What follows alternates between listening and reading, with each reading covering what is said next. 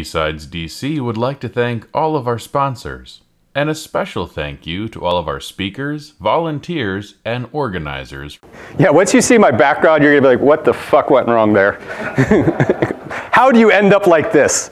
Maybe I'll turn this into a career talk, and this is like what not to do. So the name of the talk is No IOUs with IoT. Who came here expecting like the traditional DEF CON presentation of I'm gonna drop some O-Day on some IoT? Anybody? Kind of? Why kind of? Because I don't look like I'm technically competent?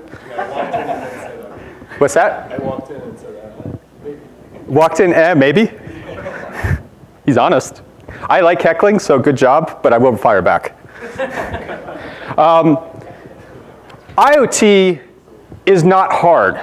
If you want to feel like one of those elite rock stars that you see on Twitter, on YouTube, dropping O-Day, go do it with IoT. You can literally look at this stuff and it'll fall over. It's that bad. So we're not going to do that. All right, so just in terms of expectation management, both clearly in my technical capabilities and mental faculties are apparent. As you, what's your name, by the way? Josh. As Josh rightly pointed out. So we're not going to do that. So this is me. I founded GRIMM. I co-founded the ICS Village. Who knows the ICS Village? Who's done any of our CTFs? Really? How'd you do? I did the neighborhood. It was pretty good. The neighborhood? Oh, Howdy Neighbor? Yeah, Howdy Neighbor. So Howdy Neighbor is actually a GRIMM exhibit that we built. But it's a part of the ICS Village CTF. Hack the Planet, right? So we've done that. We've been at DEF CON now for, I don't know, I've lost count, 6, 7 years. We are at multiple conferences. The ICS Village, John. Thanks, man. We are a 501c3 nonprofit. We even have our own conference. Has anybody heard of Hack the Capitol?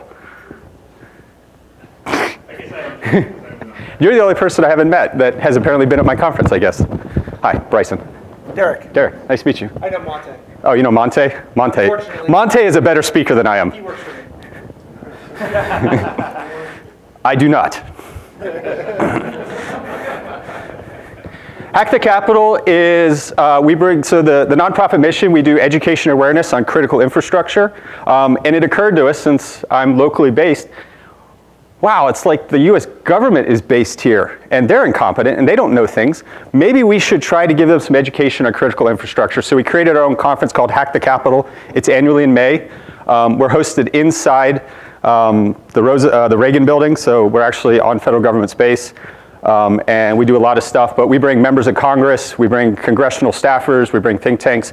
So it's essentially their chance to meet with the technical community to learn how to do their fucking jobs. So please come to that conference if you're interested. It's free. Our nonprofit pays for everything. And then last year I launched a company called SCYTHE. So that's now my full-time job. I'm now a commercial software vendor whore. And this is what I do for a living. And on top of that, I'm a fellow at the National Security Institute and on the board of advisors for the Army Cyber Institute. All right, so we're going to be talking through what is IoT, the landscape types. We're going to do a demonstration. If you saw the preface for this, I'm going to provide you with a take-home lab. So what I'm going to demonstrate here today, you can go and do in the comfort of your own home. I'm going to emphasize it here. And I'll emphasize again later in the talk, what you do in the comfort of your own home. Not on anybody else's home. I like a collaborative style. I think that I am not the smartest person in the room or the world, clearly. And together we can all be smarter. If you have questions, if you have comments, if you want to be like Josh and try to heckle, you can do that. And I'm a former Army officer, so my approach to things is you can voluntarily do things or I will volunteer you. Lack of eye contact or eye contact will have the same results for you, so there's nowhere to hide as long as you're in this room. Sean's laughing because he's seen this before. All right, Consumer Electronics Show last year. Anybody heard of the Consumer Electronics Show? Yes, this is where the industry around the world gets together. 200,000 people descend on Las Vegas. and all pitch to each other all the wonderful ways that they're all going to send us to hell in a handbasket security-wise. I mean, sell you things you want. So I went around with Rob Pegararo, who at the time was writing for Yahoo Finance, and what we did is we went to different vendors that struck our interest. And of course, the setup is bring what looks like a security expert to one of these vendors and start asking them security questions. How do you think that went? Like I said, it was a setup. Mostly it would be salesperson like blinking furiously like, wait, you're not trying to like buy what? I don't understand. And then usually a manager would come over and like handle me away. My favorite vendor though is the Shadecraft umbrella. Who has heard of the Shadecraft umbrella before? You have? Really?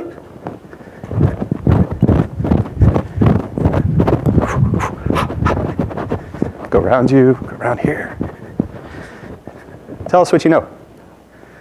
It moves. It moves. It does. Wait, I ran all the way over here for that?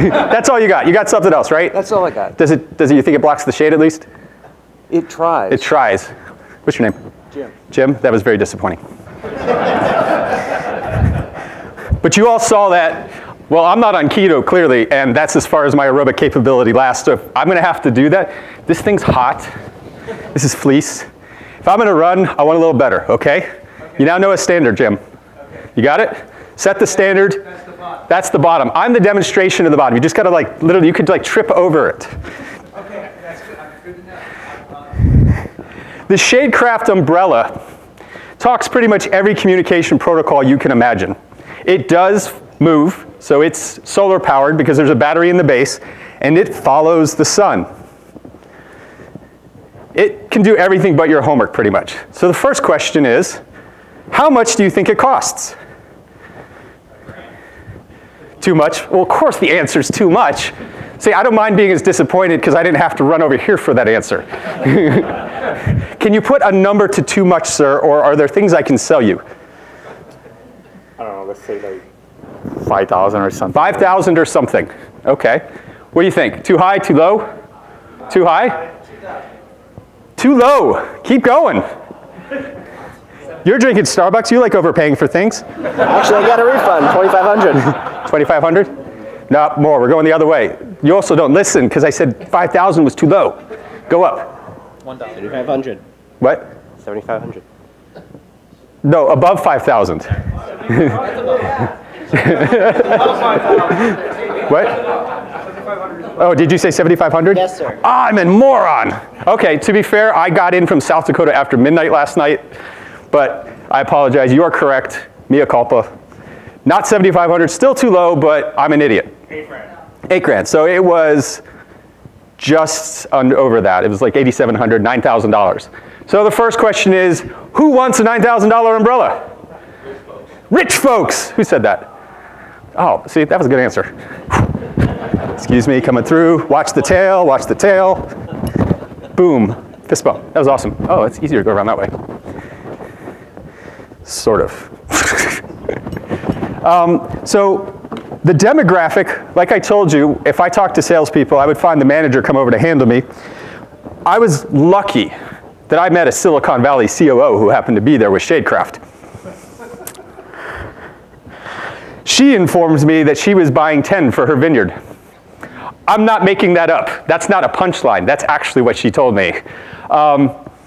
They, of course, had zero concept of security. And this was the best example not only of an overpriced product, but one that was rife full of all sorts of opportunities to do something with. If you can have one takeaway on security, the more you have in code or function means exponentially greater surface area for compromise. Do we know what surface area is? What's surface area? You're on your computer. What are you doing? I'm taking copious notes. Actually, I'm looking at my calendar. Oh, hey, that's that. Oh, Yeah, no, Okay. I took a note to send that conference that you mentioned. Surface area is an opportunity to exploit something. okay. Yeah, so surface area is what establishes access, right? I can't do something unless I can touch it. Hackers are not omniscient or omnipotent. I can't hack it if I can't find some way to interact with it.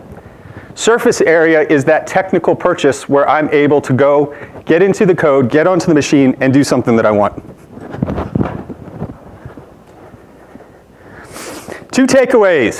If it could be internet connected. If it could be internet connected. It was. If it could be voice enabled. It was. Why is voice enabling a problem now? We know internet connected. We just talked about I can't hack what I can't touch. Why is voice enabling an issue? Blah, blah, blah, blah. Secretly records you. Secretly. Well, is it really secret? You're actually paying for it.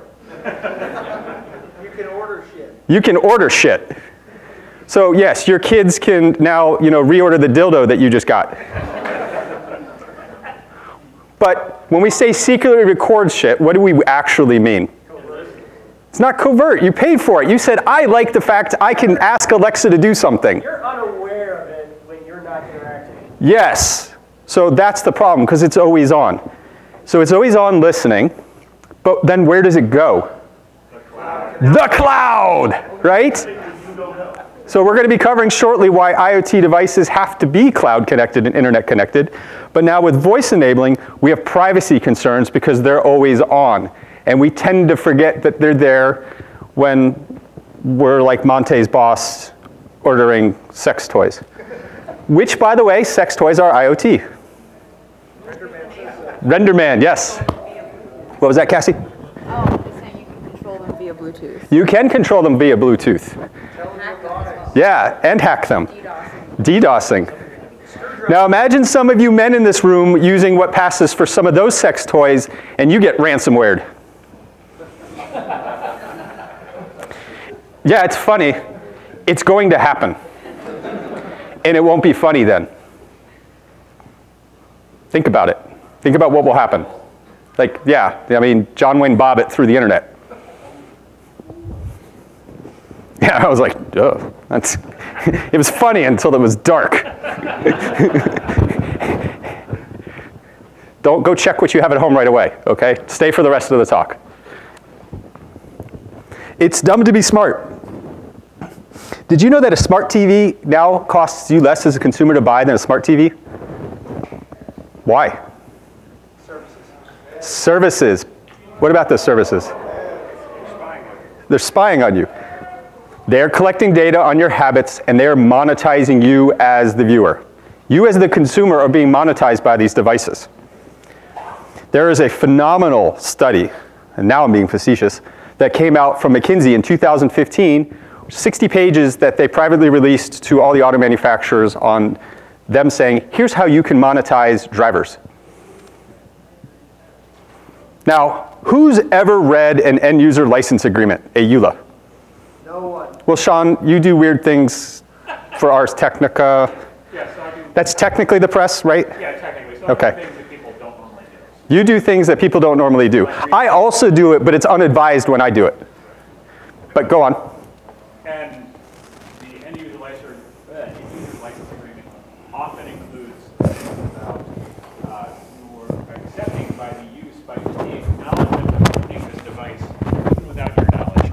If you haven't read the EULA, when you buy something, you're giving them the permission to collect data on you, essentially, in many of these licenses. But that's in plain and simple language on page 1, right? No. It's usually buried around page 94. Yes. Which is why none of the rest of us have ever read a EULA. I've asked that question at a conference of entirely lawyers. They were honest too. Like one hand went up. I'm like, oh, you're the person who writes those. So buried in that I agree click-through is where we are signing our privacy away. They're monetizing you as the consumer, but they're charging you less because they're making money on you another way, right? This is the lesson we as society learned from Facebook, besides the next lesson we've learned from Facebook, besides the lesson we're currently learning from Facebook. Does anybody know Mark Zuckerberg? Can we just have a talk with him? No, really? He's harming all of us? Bad? What? I know people who work for him. You know people who work for him. So you're committing to being able to do something about that? No.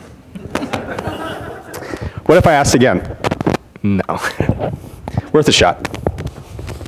His eyes said yes, though. His mouth said no.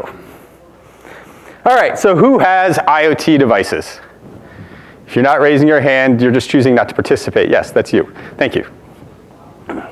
So we all have them. Now here's the question. Suchi!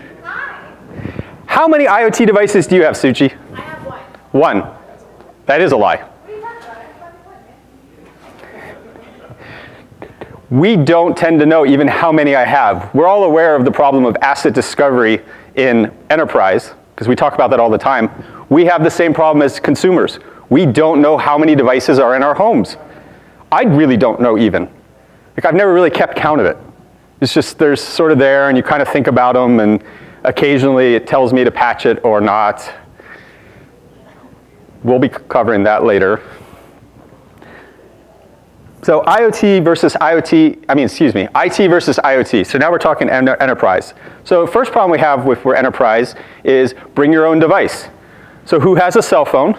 Do you bring that to work? Do you do work mail on that? So we have a few no's, but most of us, yes. Is there an enterprise policy on you doing that? Some places, yes. Some places, no. The challenge that you have at the enterprise level is it's very easy for employees to bring their Apple Watches or Android smartwatches or their phones or whatever other things they have into that environment. It's difficult to control. So this is where we get the problem of rogues. How many of you are engineers? How many of you like it when somebody tells you what you can't do? Seriously, Kai? Why do you like being? I do it anyway. Because you do it anyway. So he was just like, I'm going to praise my hand because I don't mind it, and fuck you, it's going to happen anyway. The rest of you just were like, fuck you, it's going to happen anyway. That's the engineering mindset. I'm not going to let somebody who's like, what are you, like a deputy editor, chief of staff, or like, you're like important. You're my nominal executive wearing a hoodie to blend in. When Sean tells his staff, no, actually, you're better. When you tell Monte what he can or can't do, yeah, exactly. Why would you even bother? Funny thing about corporations is they think that their drones all do what they tell them, though.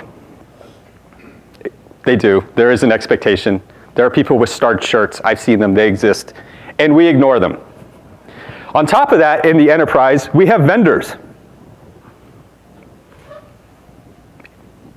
Vendors need to do maintenance on their things, whether that's sensors, whether that's HVAC, temperature control. If you're in a critical infrastructure environment, you're going to have an even greater chain there. And then as we see in the same problem that we have in the consumer world, these things have a cloud backend. By definition, IoT is really two things. Cheap computing with limited resources. Some level of battery life, maybe. That's why they're proliferating. They need the cloud backend to be truly functional because we now have reached this point where we can trust that I can have a wireless connection to somewhere else in the world, and then I can have my big iron there to do all of the heavy thinking. And then signatures. So this is the hard part where you're an enterprise.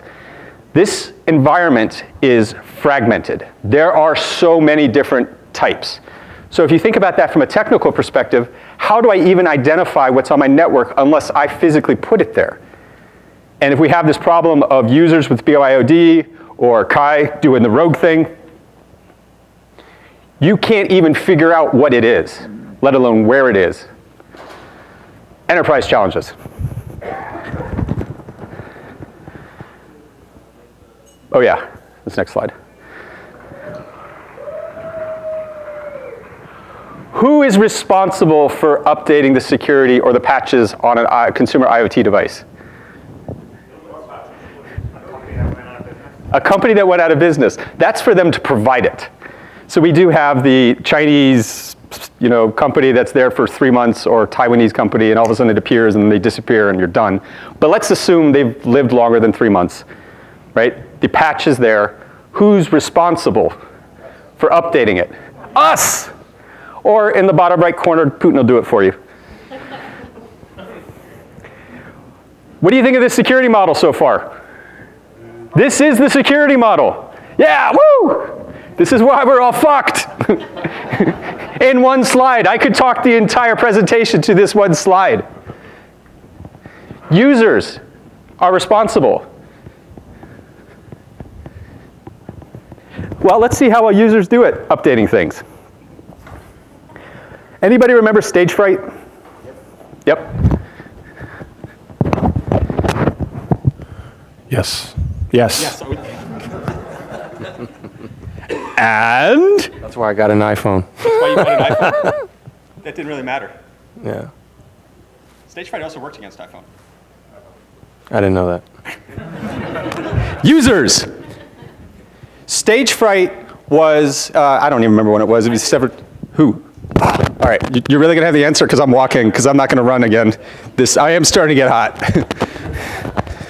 You know what I mean? So stage fright was a vulnerability in a library that the iOS and Android used. The vulnerability was the way that it read images, and then so it ended up being a buffer overflow, and then you can end up writing exploit code into that. So how did I deliver that exploit? Through sending someone a picture. All I had to do was send you a text. Yep. Did you even have to open the text? Negative. No, you did. All I had to do was be able to read that text. That's it. So it was a very simple O-day, and it went out very quickly. So all I have to do is send you a text. All I need is your phone number. I have your whole phone. No user interaction required. Going back to, I can't hack what I can't touch. All I need is your phone number. That is the patching across the world 9 months after the patch was available. Is there any easier device that you know of than your phone to update? It literally comes to you and says, update me. Please do it. Update me. Why haven't you updated me yet? 9 months across the world. All of that red in that eye chart is users not having patched that critical vulnerability, which is literally, there is no worst case other than some mental telepathy where I can just say I have your phone. That is like the ultimate silver bullet for compromise. It worked across all platforms, and it required nothing more than just being able to know where you were. Done. On top of that, it turns out your phones are not indefinitely supported. You have to buy a new phone. Hi, Sophia, or are you just showing me a phone? So yeah. John and Suchi, Sophia and Jesse are right there. Jesse, you didn't wave. Hi. You have to buy a new phone because the manufacturers only support you for a limited period of time. Android 3 years, Apple 5 years. Let alone if your battery life got you that far because your batteries are degrading the second you buy them. It's a scam, says the guy who knows Facebook people. Yes.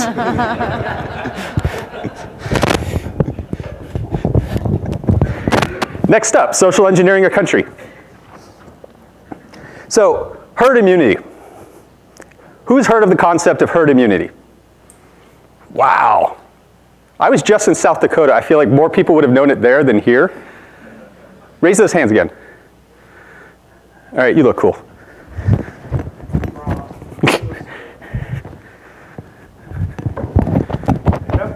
Tell me about it. You don't have to stand up.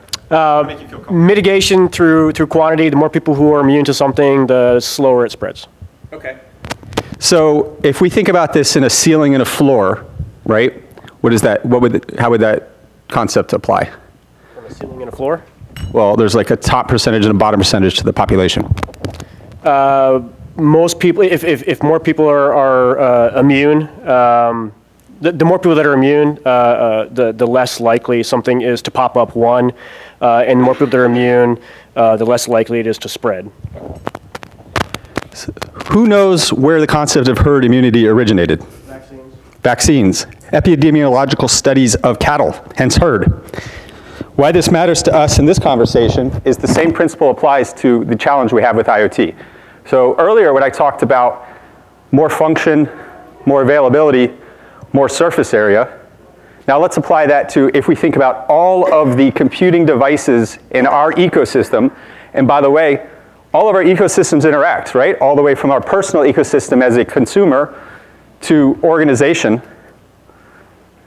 And this is where I can make my critical infrastructure joke. An air gap is not an air gap is not an air gap. Nobody got that? It's gonna be that kind of day. All right. Herd immunity is the fact that we just showed the security model, users. We show how well users do it on the biggest problem we've ever seen. And now let's tie this to, I can pull like a CES graph up of what do you think the adoption rate is for IoT devices? It's like a Freddie Mercury pose. So we're Freddie Mercurying ourselves. Ooh, that could mean a lot of things.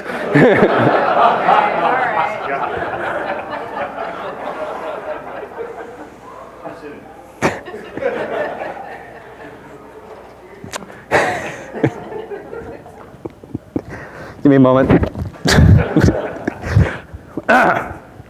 So IoT devices are vectors to other things. This is now what we're going to demonstrate through this talk. The IoT device isn't actually the problem. What is on an IoT device? Does an IoT device have your credit card information? No. Does it really have much of anything most of the time? No. The problem is that they are proliferating in the environment. We talked about the security model. So they are this increasing exponential number of vectors to things we do care about. What are some things we care about? What is something you care about besides beard oil? Privacy. Privacy. So this is there are different examples, some of which we covered. One of the ones that I want to point out is a red herring. People are afraid of webcams because they think that somebody out there is looking to find you. Does that happen? Because I'm talking to engineers, so you're going to be specific. Yes. Is that the primary threat model? No. There are weirdos out there. But not in here? Oh, in here? Are you one too? Yes, thank you for self-identifying. I was feeling lonely. Can I sit over there by you? Ooh, what are we eating? Okay, so besides privacy, what do you think is another concern we should have about the fact that these can vector into something else? Staging. Staging, staging what? We're staging to other devices that have private information. Okay, like what kinds of private information? Well, like things that have social security numbers and credit cards and that sort of thing. PII and PHI, financial information. Taxes. That's what we're going to demonstrate. We're also going to show how easy it is because, again, our very preface was you don't have to be very technical to do any of this stuff. Key example. All you have to do is just know how to find it and run some code. Well, fortunately, the world is kind at giving us this. So we have seen 4 kinds of attack campaigns in the threat landscape. Distributed denial of service. Is anybody in here Brian Krebs? So you're not worried about that, okay? Ransomware. Sean, I feel like you have an opinion about ransomware. Yeah, I might have an opinion about ransomware. Anything you would like to share, or I won't pick on you on this one? Sure, I can share an opinion. So ransomware is that one thing that will get you no matter what, if you have more than one person on your network, because somebody's inevitably going to click on something. If you haven't patched, if you have devices that have an attack surface at all, and you have email connected to them in some way, or it's a device on a network that has a vulnerability that can be remotely scanned and exploited, you will find ransomware on your network, and it will make your life very not happy, as Baltimore found out. As Baltimore found out, yeah. So what happened in Baltimore, if you could summarize in 2 sentences or less? Sure. So somebody in Baltimore clicked on an attachment in an email, and this ransomware called Robinhood deployed itself across the entire network, took down the water billing software for the city, as well as a number of other servers, including servers that allowed people to do real estate transactions, and basically wiped out the city's ability to collect money for over a month and a half. About how many ransomware incidents have we seen across the United States in the last 12 months against cities, municipalities, water plants? It's in the hundreds, if not the thousands at this point. Publicly, thank you, John. What is it you do for a living again? I didn't mean to pick on you that way. John's an Intel analyst. That's why he actually thinks about the second order effect. So this is already happening to us. If you haven't seen it in the news, which I can't imagine any of you haven't, one of the primary problems that we've had, the issue that we've had here is because, again, all these things were internet connected. The obscurity of them didn't matter. And also, by the way, the fact that something might have been like a small city or a small county or even like a water utility, that might not be what we would consider like a primary thing to target. But what if I don't have to think about it real hard to just hit lots of things at the same time? Then it's just pretty much anything below that waterline that's vulnerable is going to get caught. And this is where ransomware is really getting us. Texas is a great example. They had 23, and they hit an MSP, and they used the MSP to spread. Cryptojacking. Anybody know what cryptojacking is? Is that, no? Okay.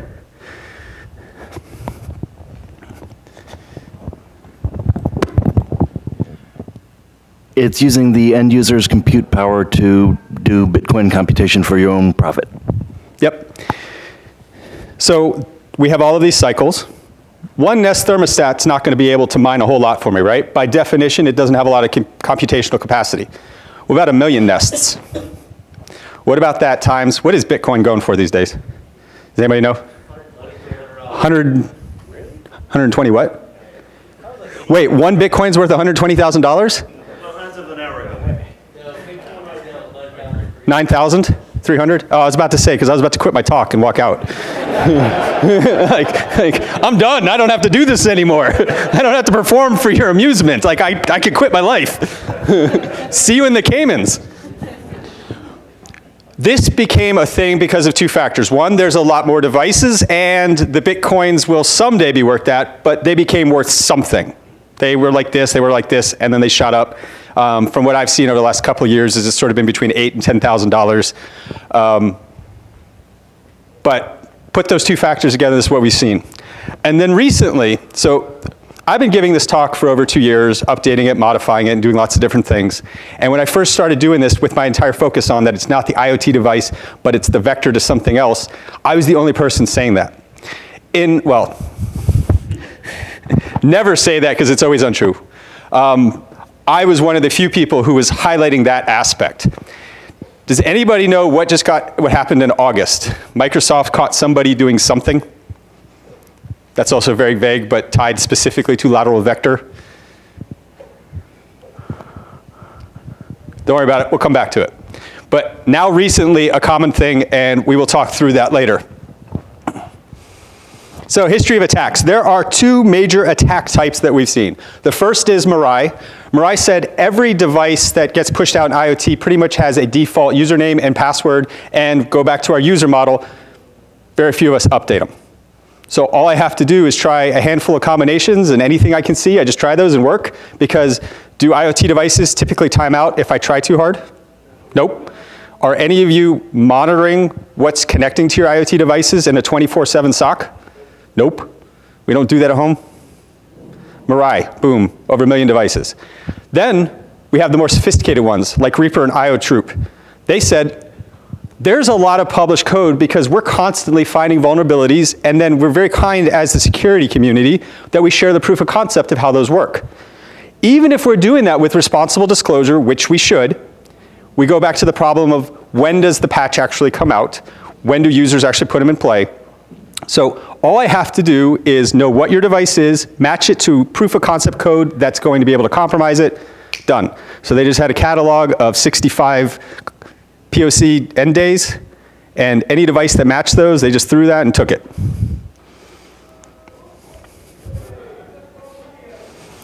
The other public example we have, and this is attributed to Iran, is there was a fish tank in a casino in Las Vegas. Going back to our vendors, the vendor had sensors in the think tank to manage the temperature remotely, and that was what was compromised. They used that as a lateral vector jump into the casino, and I could also be in the Caymans if that had been me. So here's the setup. We're going to run through this quickly. We've got about 12 minutes remaining. The setup is we are an average consumer. We're bringing in a webcam. In this particular example, it's this version of GeoVision webcam. I'm not picking on GeoVision. I'm not picking on webcams. Any IoT device would be suitable for this demo. So first up, we as the user are going to configure the webcam.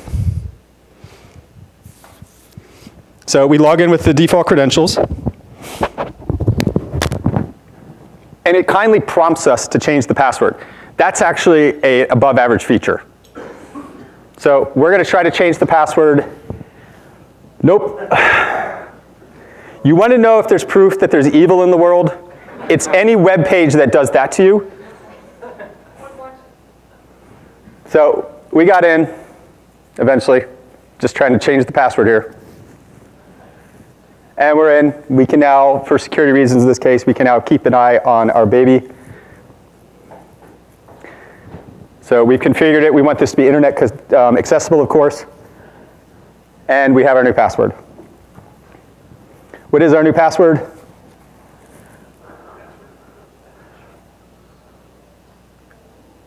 Applesauce, exclamation point, because it made it hard for us to do something different. Exclamation point, 70% of the time, is the symbol that every user does in their password. So tie that to a dictionary attack.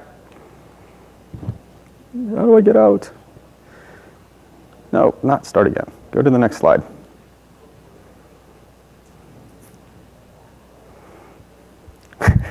Let me go to the next slide. There we go. So now we're going to demonstrate this from the attack perspective.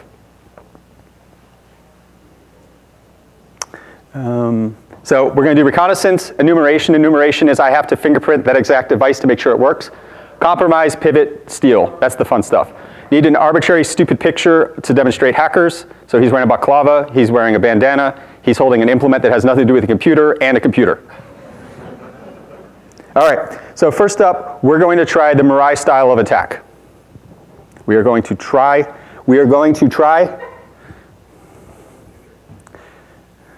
Okay. So first question, will this work? It should not. Why shouldn't it? Because we changed the defaults. What about other accounts that aren't showing? What about other accounts that aren't showing? For the purpose of this demonstration, we're assuming there's only one account on the machine, but you bring up a great example, particularly when we're talking about Linux devices, that they come with multiple default roles, many of which are never exposed to the user. In the interest of time, what we're going to show here is, has everyone heard of Census? Has everyone heard of Shodan? Okay, Shodan's a smaller brother. This is our OSINT platform where all I have to do is plug in the particular device that I'm looking for and what protocol it talks, and it already has an open database of all of those around the world.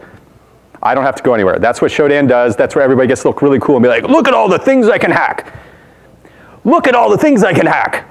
So that's what we've got here. We've now got our list of everything that is vulnerable to the code we're about to throw, and I didn't have to do anything as a user, as a hacker, other than just go to a website that already has an open source database for me to do all of that. And it already tells me what's vulnerable to my code. Like, I don't even have to worry about that. So we've got our enumeration, we've defined the environment. You can get all sorts of interesting information in here. And then the next part of this demo is we show the brute force attack, which of course doesn't work. And in the interest of time, we're moving on. This is the actual code that we're throwing. So it's available out there.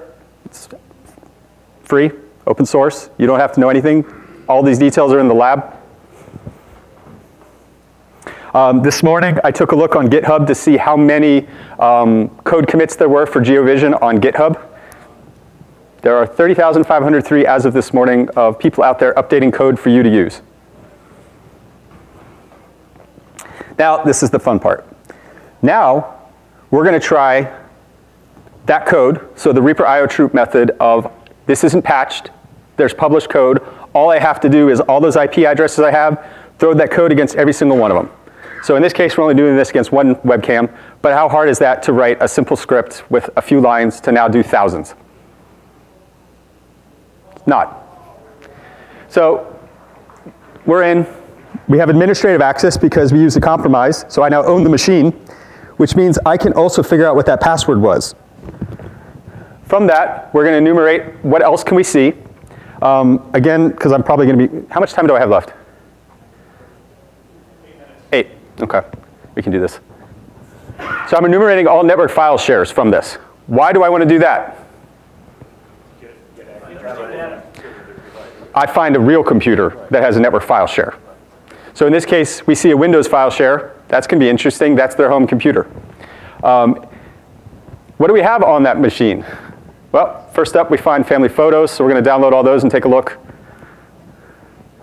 This is the fun part where we're just demonstrating what's fun as a hacker when you get to do this. So we pull those down, we take a look at them.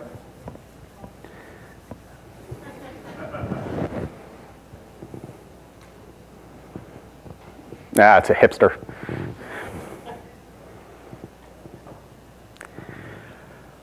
Okay, but that's not really interesting. And again, keep in mind that this can be automated even though we're demonstrating this manually.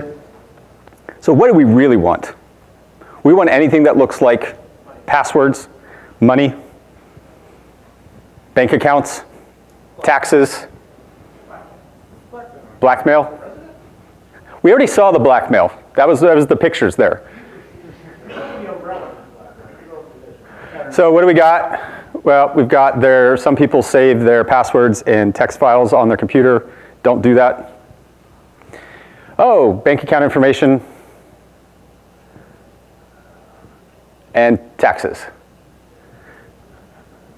All things that you use your personal computer for at home.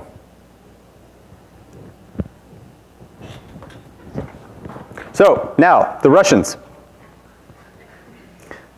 This is what happened in August. This was against corporate enterprise versus us as individuals. One of the reasons that he did this is the attack approach that they took would not work on this particular device because consumer IoT tends to not have a lot of memory. Their approach was they ran TCP dump. If you ran TCP dump on anywhere that has more than a few devices, you're going to suddenly be overwhelmed, and we're already like pivoting into like how much space is left because their IoT devices are cheap, right? They don't have a lot of resources. So we're kind of like just fitting in that little bit of space that just happens to be available. TCP dump would not work on a consumer device, but it does work on, say, a corporate printer, which could have gigabytes of RAM, because it's meant to handle multiple cron jobs across multiple users versus, say, what you're going to see in a consumer environment. So this doesn't work on our consumer device, but they got caught by Microsoft trying to do that, where they used the exploitation method and then they used TCP dump to try to identify their next step for lateral movement. I'm going to be continuing down the research here because I am going to find a consumer device that this will work on. You saw a much simpler approach that is more effective because knowing that I'm only going to be looking for, say, like Windows file shares or a Linux file share, if I limit what my campaign wants to do, I use a lot less memory and I can get away with a lot more. So their technique was not quite as effective as what we're doing. This works against printers, video decoders, and VoIP phones. We talked about that. We'll skip that. Skip that. All right. This is, so what can we do at home? How do we defend ourselves? 5. First of all, I can't hack what I can't touch. Firewall. Do we have firewalls? Everybody has a firewall. First problem, firewalls are also vulnerable as devices. But we can't solve all the problems. We can be, though, faster than the bear and the person running away from the bear. Wait. Just the person running away from the bear. You just have to be faster than other users. We can't beat the bear. Now that that's the Russians, like we kind of fit that metaphor together. They're fancy bear, cozy bear. Don't any of you read CrowdStrike propaganda? Yes? Yes, you do? CrowdStrike propaganda? I love you, Dmitry. Oh, sorry, that could have, I love you, Dmitry Operovich. Change the default credentials, that should be obvious. Patching, okay. They don't make it easy for us. This is where it's incumbent on us. Just like every year we have to do our taxes, just like every year we have to do things we don't want to do. Patch, go to each manufacturer site for each thing that you have, pull, and you're gonna have to most likely in a lot of these cases manually, like through like a USB stick, install the patch and update it. But it is incumbent on us as users to do that because that currently is the model. And then we can segregate these things. Your router at home allows you to create virtual LANs. I can segment my network.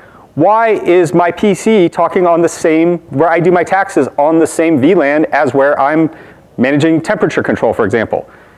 Very simple to just create a specific VLAN for IoT devices and have your PCs only on their own thing. Can that be defeated as well? Yes, of course, but again, we're changing the environment because still most users don't do this. Call to action. So this is, since this is the I am the cavalry track, everybody knows I am the cavalry, right? No?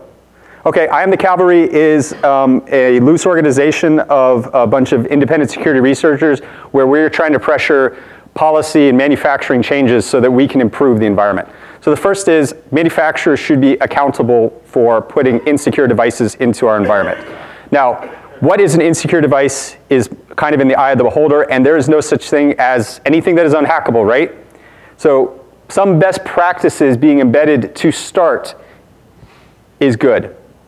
First of all, having a public disclosure POC. Somewhere, if we find something, we can easily be able to report that to the manufacturer to be able to manage that.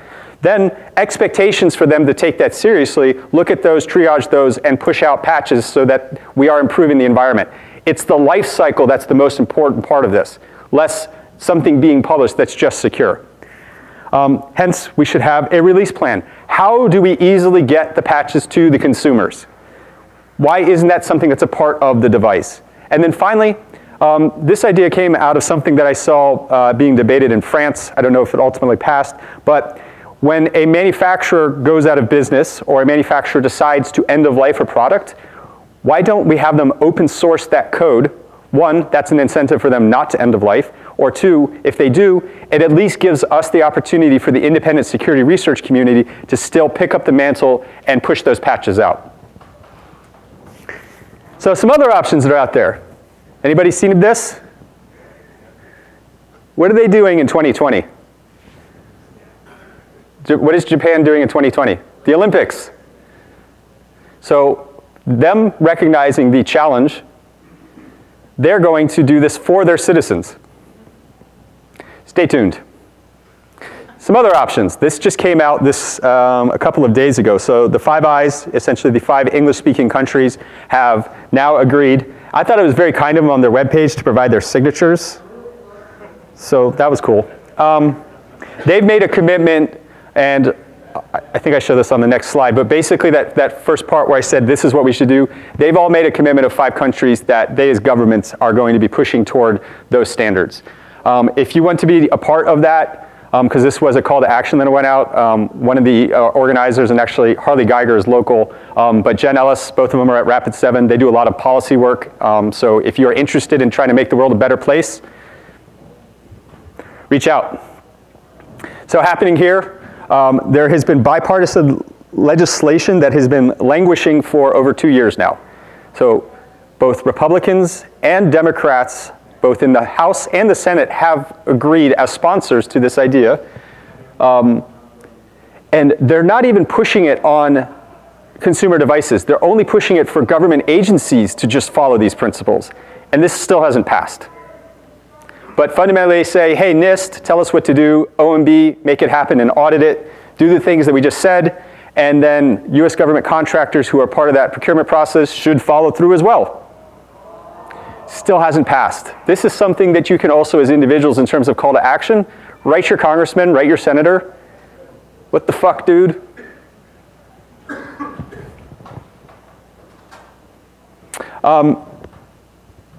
Sarah and Peter Zatko started CITL. What they are doing is, and there's the website for it, is they are evaluating a bunch of IoT manufacturers across, do they have basic safety features as a part of the device? So ASLR, stack guards, and a non-executable stack. Guess what? Do you think most of them meet those standards? One of them actually responded to the press when they were, when Sarah did an interview in August and said, well, we don't think those are important. True story. Like, you can't make this stuff up. References for more info, obviously I mentioned my nonprofit, the ICS Village. In addition, the IoTSecurityFoundation.org. I am the Cavalry, of course, which is just a loose confederation of like-minded individuals trying to make the world better. For specific guidance, NIST 800-183. CSA publishes security guidance for critical areas of focus, version 3.0. That's a mouthful. And then at the bottom is the lab. So this is your ability to take this home and do this safely only in your own home. I will not bail you out of jail. Look at me, I don't have money. Questions? Yes, sir. So I do have a question regarding I was wondering, is that because more users in those countries just did it, or was that like a government policy that made So why was it so bad? I'm not sure what I'm following. No, so I was looking at the graph. I think it was like Morocco, Saudi Arabia, and Algeria. They had the highest. Right. So why were certain countries a little bit better than others? Obviously, it's very hard to know the specific trends at a macro level. Most likely, a lot of those folks are actually much more invested in the mobile infrastructure than we are. So that is what I'm assuming was the case. There are a lot of folks over there, they don't have any PCs. Everything they do is off of a phone. And in a lot of places, they've completely replaced currency by using phones for payments. Like the entire economy and the way that their way of life is on phones. I'm guessing that's why there was the higher uptake. Any other questions? Yes, sir. Is there anybody doing it right? Are there any brands that are doing it right? No. Next question. How is Google doing it wrong? Actually, so yes, Google is doing a very good job. I love my Google Pixel. The reason I chose Google, actually, just because that kind of tied to this piece, is if you look at the Android platform, Google owns that operating system, and so anytime a patch is pushed out as, to a vulnerability, it immediately goes to anything that is running native Google OS, Android. All of the other manufacturers, though, have skinned their own things on top of it, which means have some period of delay between Google has pushed out something and then Samsung decides to do something, or LG, et cetera. But yeah, Google is one of the better ones. And plus, Google also has their Project Zero program, which is probably worth calling out on that note, where it's just a bunch of Google security researchers. And the company is pretty much just given them money and time, and they are allowed to go out and VR anything they want. They do competitor products, and they go and do responsible disclosure to those vendors to help improve the ecosystem. So I will give specific credit to Google, let alone for my joke of saying no. Thank you for your time.